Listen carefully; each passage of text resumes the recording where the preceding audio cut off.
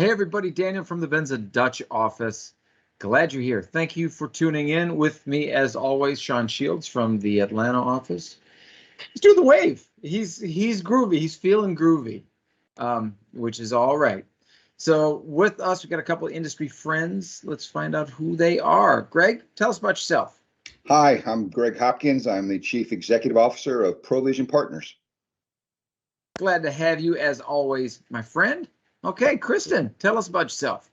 Hi there, Kristin Tschantz, VP of Growth Marketing for Hireology, an all-in-one recruiting, hiring, and performance management software for hospitality. Rock on. All right, glad you're both here. We've got something to share.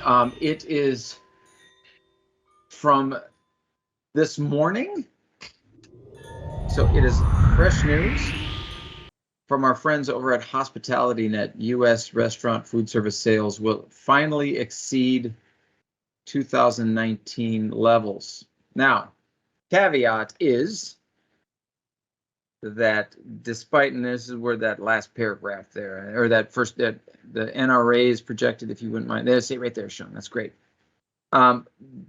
Given inflation, it is still 11% in food service sales, 11% below pre-pandemic levels. But all that taken into consideration, is can we assume that what's happening in food service is this a leading indicator of where we might see sales and occupancy in hotels? Do you feel as though that these are tied, or do you think that we still have a ways to go on the occupancy in hotels?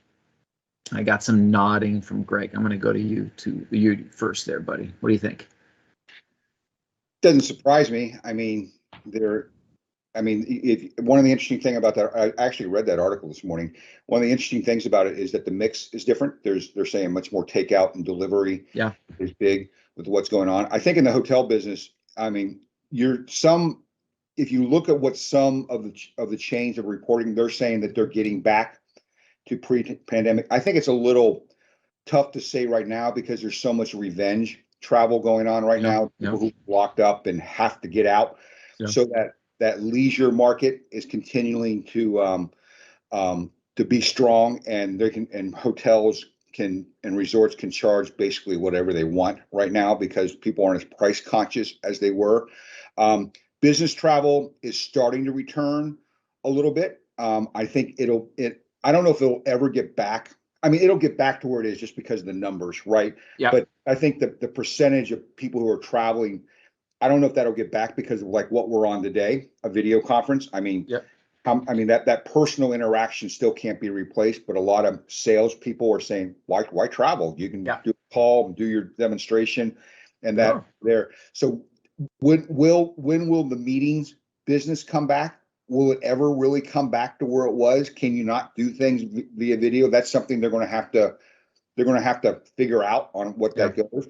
But of course, as you have more businesses, as you have more people, those numbers are going to come back. I don't think what you're going to see is the growth that was there, because I mean, look back, 2019 was pretty good times. The economy was good.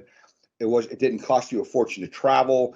It was made more sense. It was there's the ROI on doing that personal visits.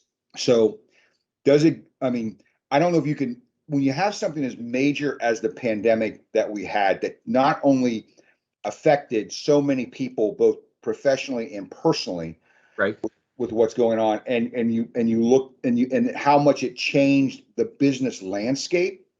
I don't know if you can ever go back and really compare back to what was going on. I mean, it's like saying, how many people traveled before cars came along, right? I mean, before trains came along. Well, it's a different environment. So how can you really stack those up against those? Well, it's good to see that the restaurant business is coming back, and it's good to see that hotels are obviously coming back to where they need to be.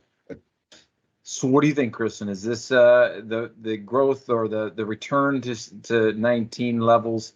in food service? Is this an indicator or a leading indicator, perhaps even for hospitality?